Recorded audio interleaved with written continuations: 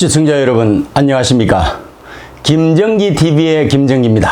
오늘 직필직설 주제는 한국에서 주류 지배계층의 교체가 일어나고 있다 입니다. 더불어민주당 지도부의 망언성 발언이 거의 상습적으로 이루어지고 있습니다. 정권을 20년 한다고 그러더니 100년으로 바뀌고 2020년 총선에서는 국회의원 300석 중에서 260석을 확보하겠다고 합니다. 가히 공산당적인 발상 아닙니까? 아마도 지난 지방선거에서 TK 지역을 제외하고서 광역단체장, 기초단체장, 교육감, 강력의원을 싹쓸이하고 기초의원도 압도적인 다수로 당선시킨 결과로 생기는 자신감이겠죠. 그러나 권력 교만이 도를 넘었습니다. 오만한 권력은 국민이 반드시 응징을 하게 되어 있습니다. 2016년 총선 때 자유한국당의 전신인 새누리당이 패배를 하게 된 것은 전적으로 새누리당 지도부의 오만함 때문이었습니다. 노골적으로 친박만 공천하면서 비박계의 수장이었던 김무성 전 대표의 옥새 파동이 일어났죠. 그것이 국민들로부터 철저하게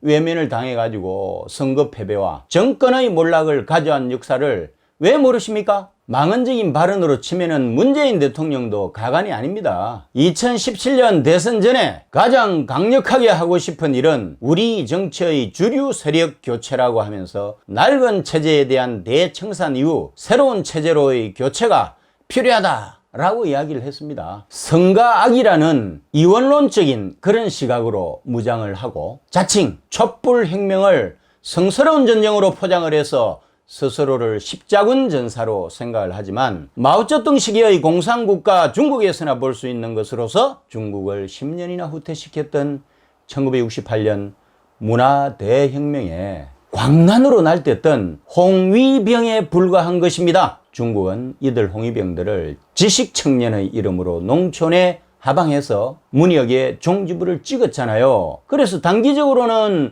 사령부를 폭격하라는 마오쩌둥의 지령대로 주류 세력 교체를 했지만 결국 가서는 덩샤오핑이 오뚜기처럼 부활해가지고 문혁 당시 박해를 받았던 구체제 기득권 세력을 복권시켰고 이들이 개혁개방 30년 역사를 쓰면서 중국의 경제 신화를 창조하는 견인차 역할을 했던 거 아닌가요? 대표적인 내가 시진핑의 아버지 시중진도 1차 개혁개방의 상징인 광동성의 당서기로 그들 중 한 명이었잖아요. 그의 아들 시진핑이 황제로 등극해서 현재 중국을 이끌고 있지 않습니까? 한국은 정반대 방향으로 갔는데요. 1987년 6월 항쟁에 가담했던 전대협 출신과 그 후예들이 문화계, 교육계, 언론계, 법조계, 노동계, 시민단체 등으로 강범위하게 세력을 확장해서 마치 독버섯처럼 우리 사회에 뿌리를 내렸습니다. 촛불을 상징하여 2008년 강우병 사태를 일으켜가지고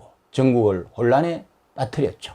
2014년 세월호 참사에 대한 국민적 감성을 악의적으로 자극을 했고 연계선상에서 2016년 최순실 국정농단의 폐해를 극대화해서 2017년 극기하는 박근혜 대통령을 탄핵 심판하는 데 성공을 하죠.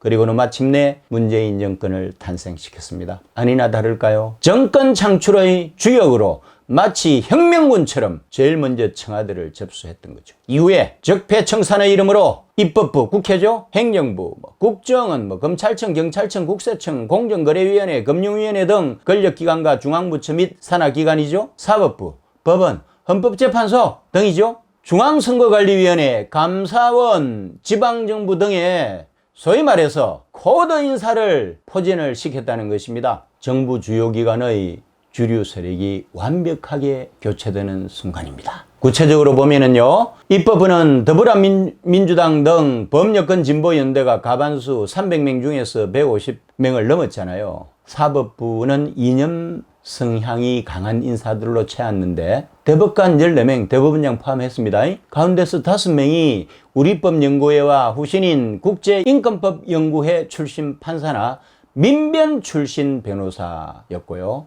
남은 임기 중에 4명을 추가로 진보 성향 인물로 채우게 되면은 과반수를 훨씬 넘기는 14명 중에 9명이 되는 셈이에요. 헌법재판소는 이미 9명 중에 6명이 진보 성향으로 교체가 됐습니다. 행정부와 산하기관은 철저하게 코드 인사의 원칙을 지켰죠. 18개 중앙부처 중 14개가 진보 인사에 의해서 장악이 됐습니다. 거의 모든 산하기관이 낙하산 인사예요. 강력단체장 17명 중 14명이 더불어민주당 소속이고 강력시도교육감 17명 중 14명이 정교조 출신으로 드러났습니다. 심지어 중립의 의무가 있는 선관위까지 상임위원으로 코드 인사를 하면서 정점을 찍었습니다. 이들이 누굽니까? 1987년 6월 항쟁의 전대역과 그 후예들 아닙니까? 국제인권법연구회와 전신인 우리법연구회 판사, 민변 변호사, 참여연대 탱크들, 전국 교수노조 교수, 정교조 교사, 언론노조 기자, 민노총 간부, 물론 산별노조, 기업별 노조 등을 다 포함하는 거고요. 전국 농민회 총연맹 간부들, 전국 빈민연맹 간부, 시민단체 연합 간부 등 한국 사회의 비주류로 살아온 소수파들이 주류로 들어가면서 세력 교체에 마침내 성공한 것입니다. 그러나 정권은 시한부입니다. 민주국가에서 권력이라고 하는 것은 반드시 교체가 되는 것입니다. 단기적으로 소수파인 악의 무리가 흥하는 것 같지만 결국에는 다수파인 선이 승리한 것이 인류의 역사고 망고불변의 진리라는 것입니다.